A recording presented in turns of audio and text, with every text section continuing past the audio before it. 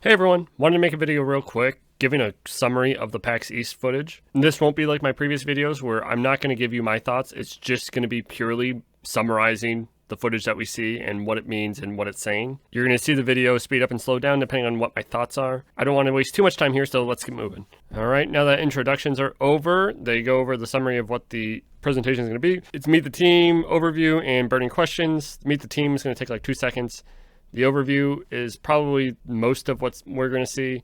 And then the burning questions is probably more easily translated to your complaints. So meeting the team, here's a quick snapshot of everyone who's on the team, and pause here if you want to. Here, they're going over the concept of what is Final Fantasy and its 4 pillars. You don't need to play the previous games.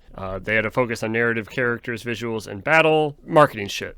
So this is the first trailer, so this is where things actually start to get interesting. I recommend you go watch the original video. Again, this isn't my thoughts video. I will have that later, so we'll come back to this and the other videos because there were actually multiple videos in this event, which is amazing.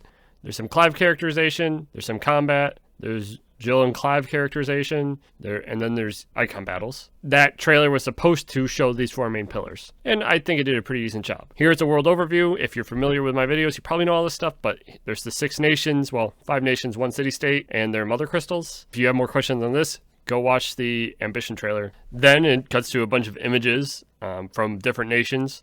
I'm going to go more into depth in my in-depth video, but it's a pretty cool slide. And then we get into the next trailer where they're trying to show kind of the world. So there's not a lot of combat, it's just a lot of scenery. But the scenery looks really cool. You see a village with people in it. The wheat field looks really great. There's the wetlands. There's the ruins. You know, a bunch of different things that, frankly, we haven't seen before. Rosaria Gardens. We see the volcano dungeon. There's definitely like a war zone. Yeah. Overall, another really great little trailer. I think most of these trailers that were in here, I'll call them trailers, they were probably only a minute and a half. Pretty quick. Again, I'll link them below. Go watch them. They're great. Next, they talk about all the dominants and how they're key characters to the story. This is kind of all stuff we already knew. Then they go more in depth into Clive. Interesting here, you'll see young, middle, and old Clive. We've known there's the 3 stages. This is the first time they've definitively shown older Clive with the goatee. They also talk about Torgal a little bit and how this is also his story. So next they try to highlight the iconic clashes, but also the iconic abilities, which is core to the gameplay, which leads into another gameplay trailer where they show off even more of the iconic abilities, which you'll learn throughout the game.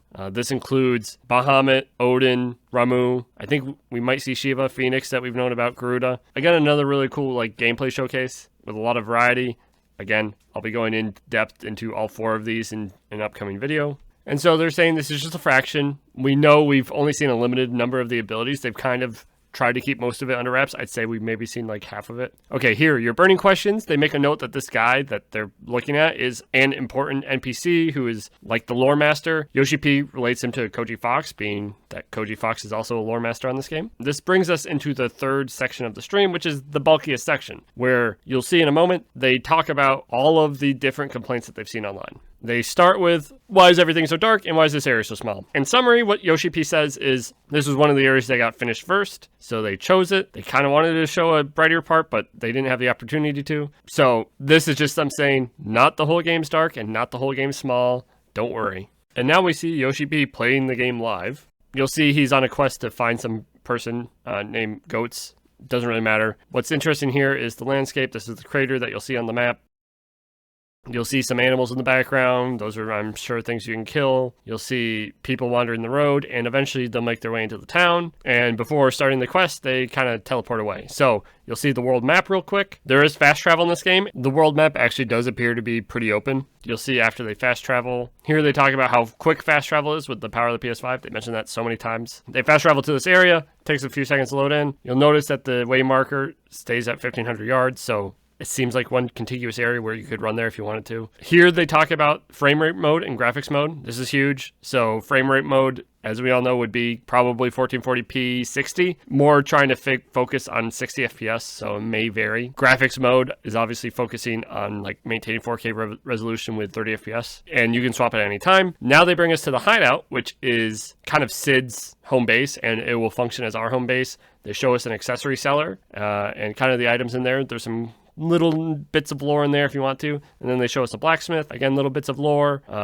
The green exclamation marks are side quests. We have the Arete Stone. There's 3 options you can see. Hall of Virtue, that's the training hall, so you can practice combos. There's arcade mode, which they've talked about. It's basically a online leaderboard scoring system. Then there's stage replay. So this would be like on the press footage, the castle we went to and then fought Benedicta, that was a stage. That wasn't part of the like grander quote unquote open world. So this allows you to replay certain stages and you get to keep all the loot you get from there, which is great. Then there's question mark, which I'll theorize on later, but Yoshi P says it's a secret. All right, and so now they're on to QTEs. We don't need no stinking QTEs.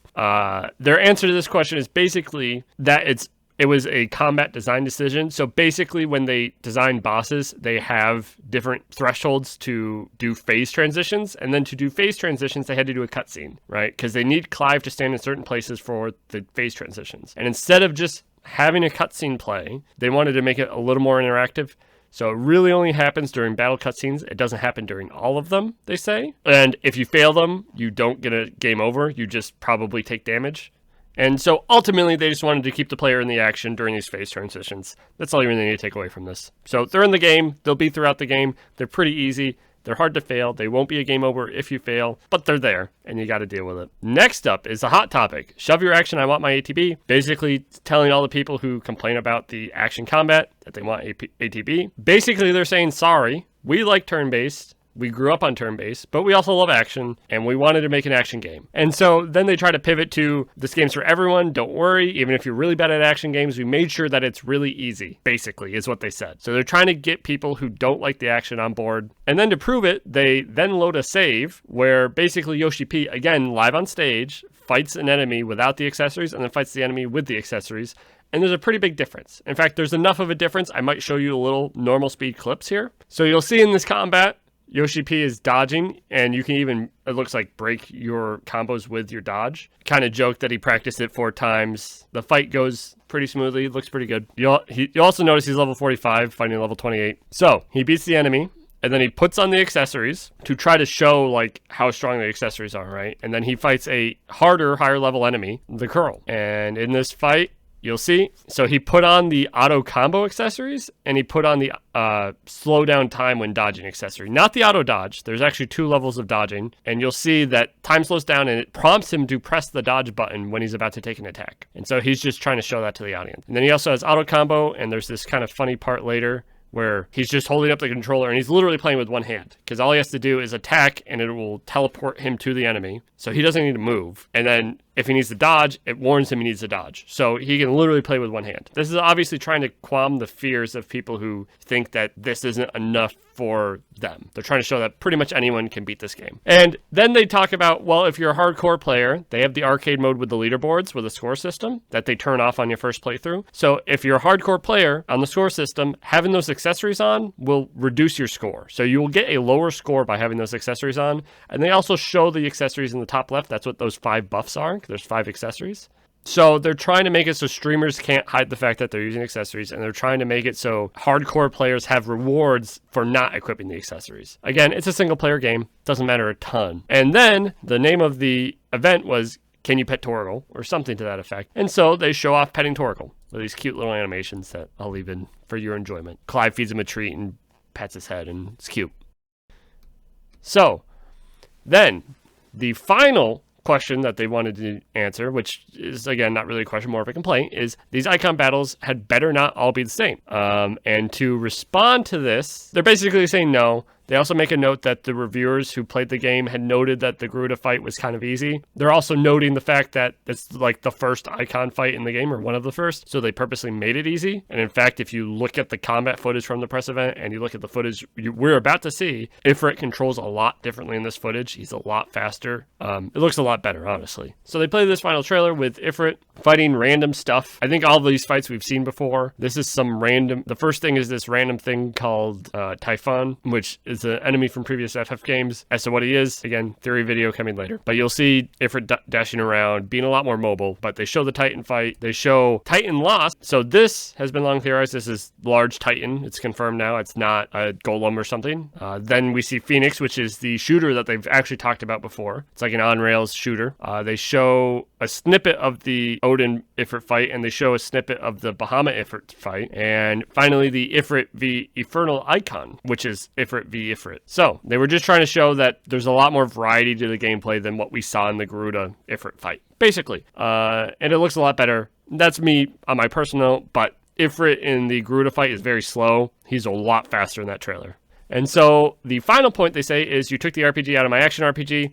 And they're like, did we though? And their response to this is basically, we're going to release more information on the RPG systems in April. And Koji Fox says very, very soon. So this could be in the next couple weeks. Or maybe it's late April, but we'll see. And yeah, finish. It's on sale June 22nd. So that was the presentation. If you found this video helpful, so you didn't have to watch a full hour and you just wanted a summary, leave a like. I would still recommend watching segments of it. Definitely watch the trailers in full. Don't just listen to what I told you about them. I will have a more in-depth analysis coming later. If you want to see that in-depth analysis, please subscribe. Thank you, and have a good day.